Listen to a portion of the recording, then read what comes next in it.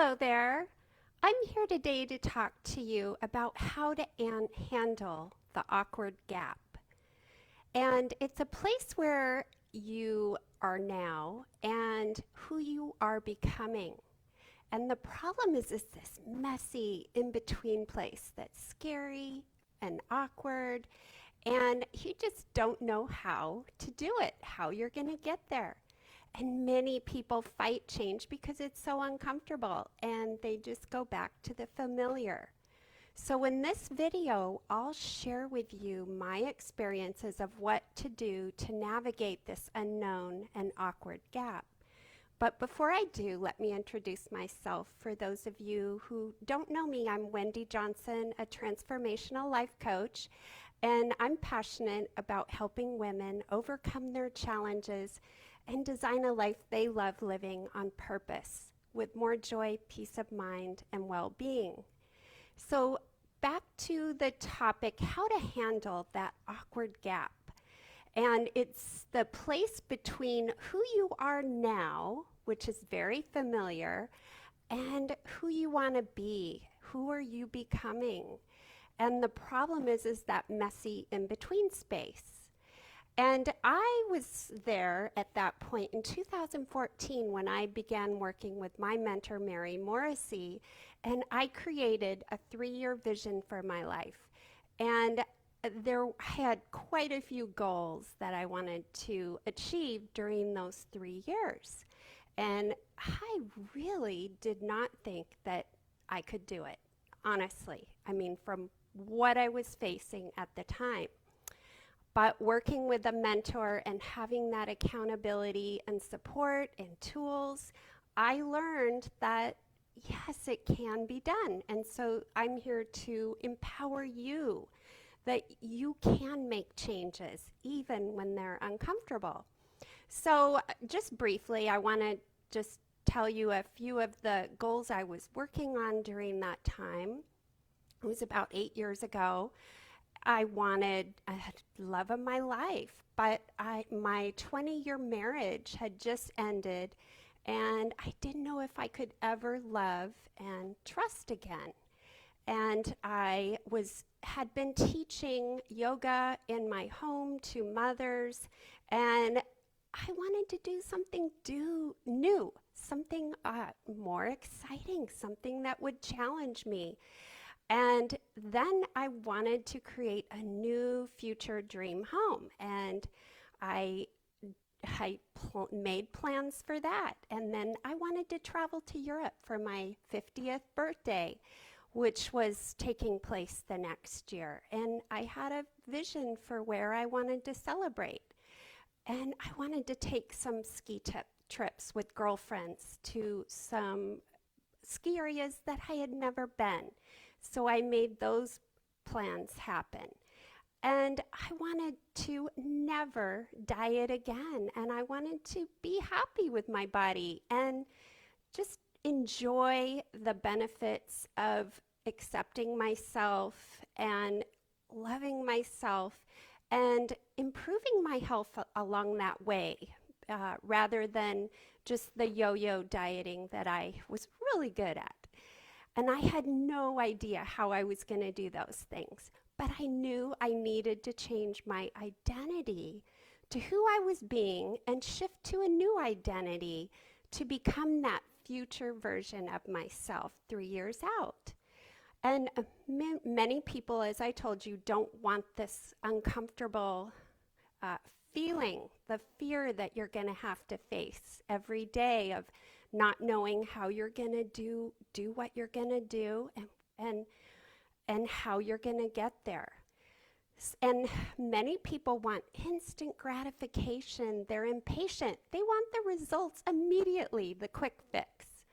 I'm here to tell you that a 3-year goal takes grit and patience and grace, and to be able to grow into that person you want to be. I remember feeling that part of my brain that was familiar, saying things like, who do you think you are? What if you can't change? What if you can't figure this out? What if it's too hard? And it's just easier to go back to the old job and the old life. What if, what if you lose friends? What if people don't like what you're doing and they think that you're silly or crazy?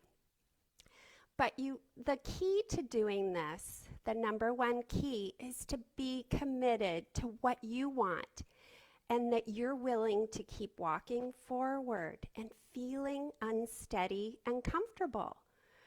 And the hardest part about letting go of that old identity is to who you are being now, is to disconnect yourself from that old story, all the old stories that you're telling yourself.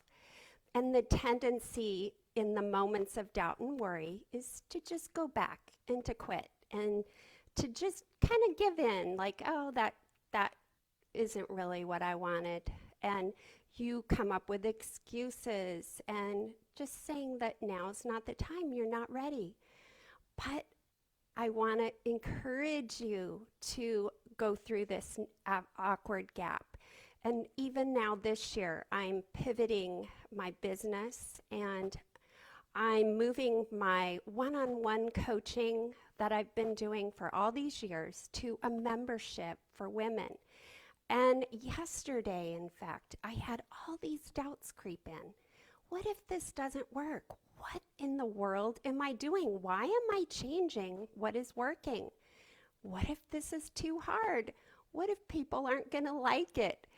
Why not just keep doing what you're doing, because this is taking way too long to create. I thought I would have had this fit completed by now. I was feeling all of those constrictive thoughts that weren't supporting my vision. So to move towards your goals, there are two questions that I ask myself, and I have my clients ask themselves. And the first question is, what step could I take today to move me in the direction of my dream? Asking this question empowers you. It gives you the momentum, and it gives you that small win that fuels your thinking and keeps you on the path, because it's just taking those baby steps every day to get you to the life that you want.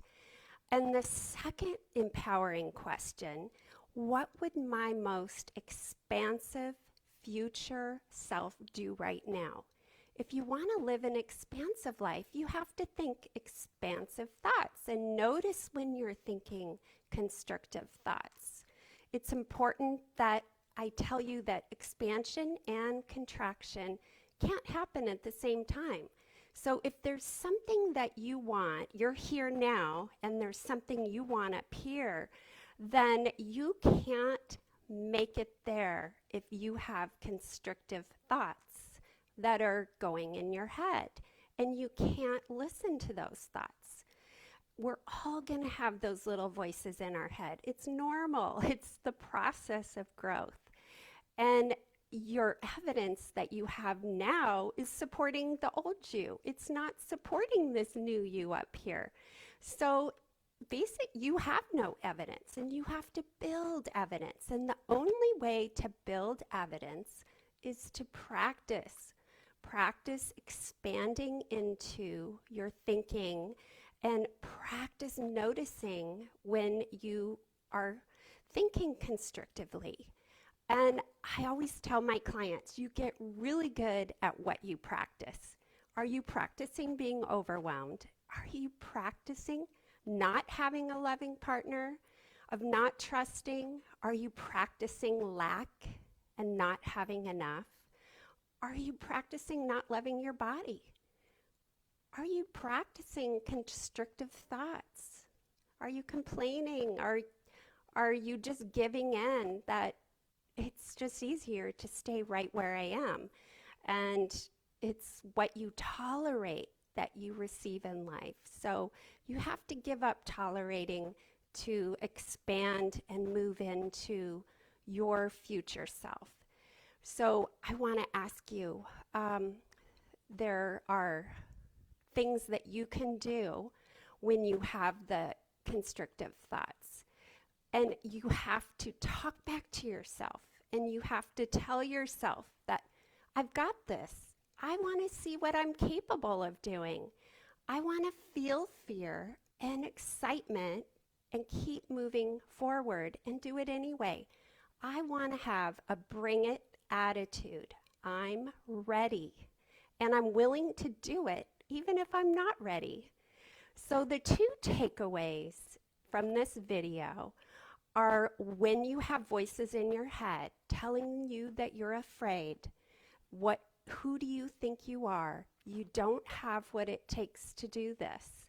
You have two options: to listen to the familiar constrictive thinking that is keeping you comfortable, and that's the side of your brain, the reptilian side, that wants to keep you safe. Or you can listen to the expansive voice that wants more and says, you got this. You have everything within you. Keep going. You can do this. You get to decide to listen to that part of you that wants to expand and grow. So if you're listening to that expansive part of you, ask yourself these two questions. What step can I take in the direction of my dream?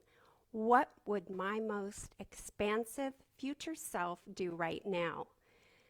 So for you listening, what is the next step for you today? A quote to leave you with from my mentor, Mary: inspiration without action is entertainment. Act on your inspiration today. I would love to hear from you. Please drop a comment and let me know what small step you're taking today in the direction of your dreams. And to further help you, if you want to dive deeper with more clarity on your dreams and goals, I have a free guide, The 10 Principles to Design a Life You Love, and you can grab your copy below. And I appreciate you being here, for continuing to think expansively and growing into your future self. Bye for now.